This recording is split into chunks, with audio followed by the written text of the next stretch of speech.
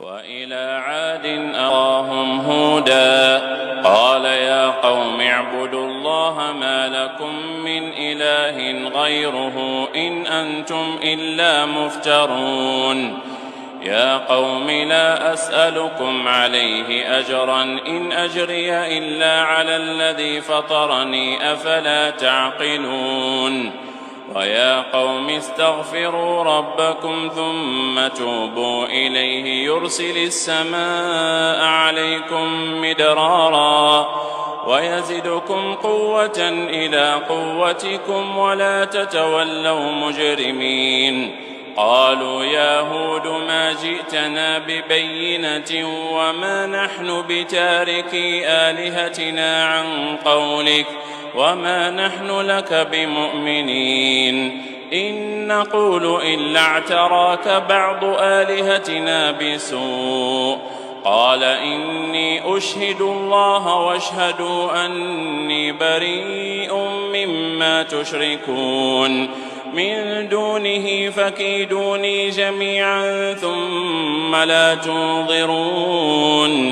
إني توكلت على الله ربي وربكم ما من دابة إلا هو آخذ بناصيتها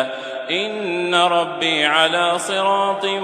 مستقيم فإن تولوا فقد أبلغتكم ما أرسلت به إليكم ويستخلف ربي قوما غيركم ولا تضرونه شيئا إن ربي على كل شيء حفيظ ولما جاء أمرنا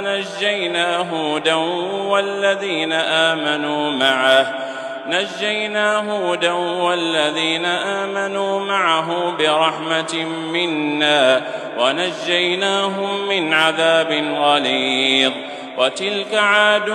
جحدوا بآيات ربهم وعصوا رسله واتبعوا أمر كل جبار عنيد وأتبعوا في هذه الدنيا لعنة ويوم القيامة ألا إن عادا كفروا ربهم ألا بعدا لعاد قوم هود وإلى ثمود أخاهم صالحا قال يا قوم اعبدوا الله ما لكم من إله غيره هو أنشأكم من الأرض واستعمركم فيها فاستغفروه ثم توبوا إليه إن ربي قريب مجيب